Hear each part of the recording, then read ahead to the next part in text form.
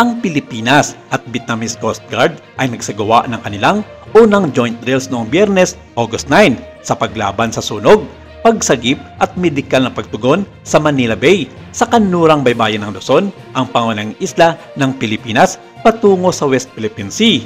Kinakatawan ng pagsasanay na ito ang unang pagkasanib na aktibidad sa pagitan ng mga Coast Guard ng dalawang bansa sa gitna ng patuloy na girian sa teritoryo sa isa't isa, higit na makabuluhan sa China na inaangkin ang halos buong South China Sea kabilang na ang West Philippine Sea bilang sariling pag-aari nito.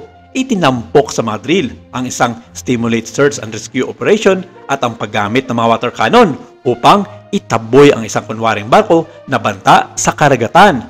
Ayon kay J.L. Batongbakal, isang profesor sa University of the Philippines College of Law, ang pinalakas na relasyon at kooperasyong pansiguridad sa pagitan ng Vietnam at Pilipinas ay nagsisilbing isang makabuluhang salungat sa lalong pagpapalawak at assertive actions ng China sa West Philippine Sea. Saad niya, since both countries carry these activities out fully in accordance with international law, it should be seen as a stabilizing factor and deterrent to Chinese aggression, and at the same time, stand for asserting and maintaining international law.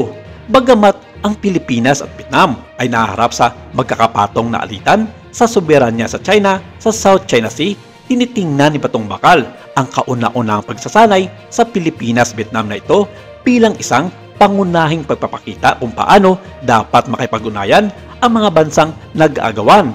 Marami na ring pagkakataon na nagkaroon na hindi pagkakasunduan ang Pilipinas at Vietnam sa issue sa Spratly Island upang magkaroon ng ilang mga insidente ng panghuhuli ng mga tawan ng Philippine Coast Guard sa ilang mga barkong pangisda ng Vietnam sa nasasakupan nitong 200 nautical miles EEZ.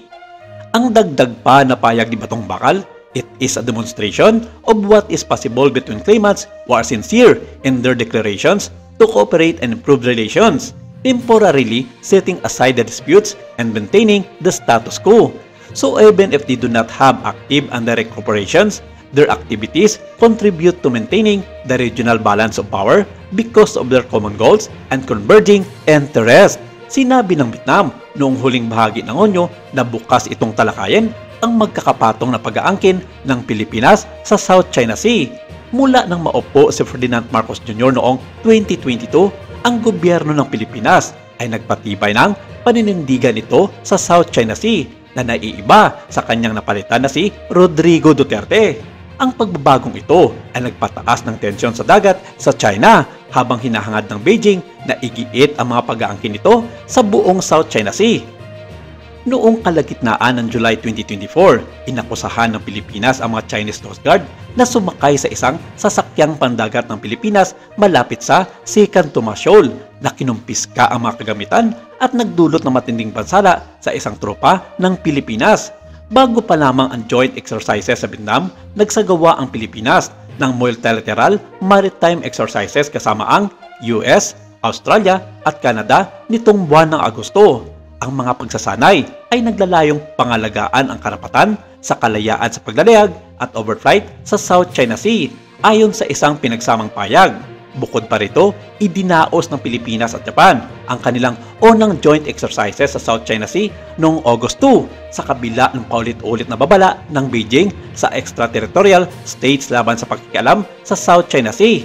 Hindi pa nagkomento ang Ministry ng Panlabas ng China tungkol sa joint drills ng Pilipinas at Vietnam, ngunit inulit ng tagapagsalita ng Martes na si Mao Ning ang pahayag ng Beijing. Ang Pilipinas, hindi ang China, ang gumagawa ng mga problema sa South China Sea.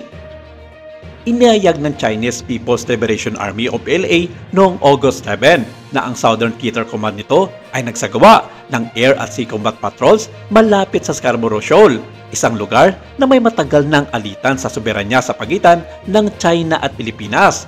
Ayon kay Ding Do, Deputy Director ng Institute of Marine Law and Policy sa China Institute of South China Sea Studies, malamang na tumugon ang Beijing na may sukat na pag-alala sa magkasanib na pagsasanay ng Vietnam at Philippines sa kabila ng patuloy na pagtatalo sa soberanya ng teritoryo at mga hangganan sa karagatan.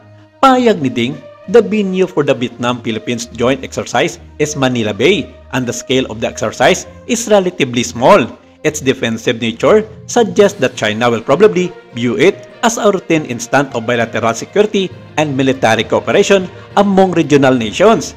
I believe China may use diplomatic or party-to-party channels to address military security concerns and mitigate the rest of potential miscalculations. Pinapalakas ng Beijing ang pakikipagkaibigang militar at pagsasanay nito sa Hanoi habang sinisikap ng dalawang panig na bawasan ang makaisaysayang tensyon sa South China Sea.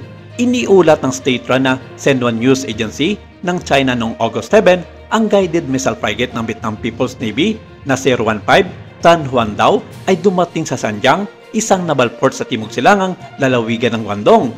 Sinabi ng PLA na kasama sa pagbisita ang ship tours, deck receptions, cultural exchanges, joint exercises at iba pang aktibidad na naglalayong pagpapabuti ng mutual understanding at trust sa pagitan ng Chinese at Vietnamese Navy at higit na palakasin ang pagkaibigan sa pagitan ng dalawang hukbong pandagat.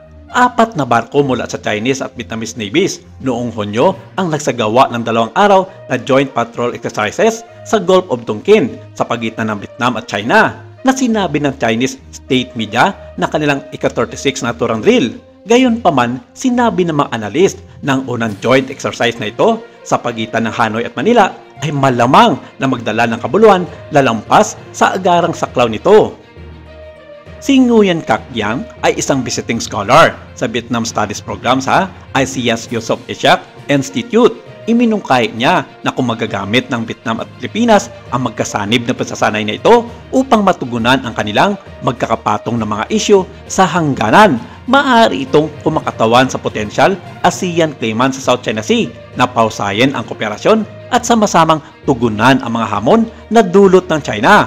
Saad niya, because China always wants to divide and conquer, they want to negotiate with each country individually because it will give them better leverage, and that is what we Vietnamese will not accept. As long as we are, our priority is strengthening our armed forces, and China tried many times to harass us, but we cover up what they are doing. So we are here today in the Philippines to give ideas and teach our counterpart, the Philippine Coast Guard, to imitate and follow what our Vietnam Coast Guard is doing.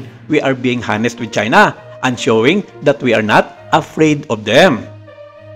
Gayunpaman, binanggit ni Nguyen na kung ang mga bansang sa ASEAN tulad ng Vietnam at Pilipinas ay maaaring magtulungan, mapapalakas nito ang kanilang kakayahin na kontrahin ang impluensya ng China sa karagatan ng South China Sea, kung saan lagpas-lagpas ang inaangkin ng China sa kanilang iligal na basihan na 10-dash line na hindi lamang sa mga tuntunin ng presensya ng militar sa South China Sea, kundi maging sa mga larangang diplomatiko at ekonomiya. Maraming salamat. Ito lang muna ang ating update for today.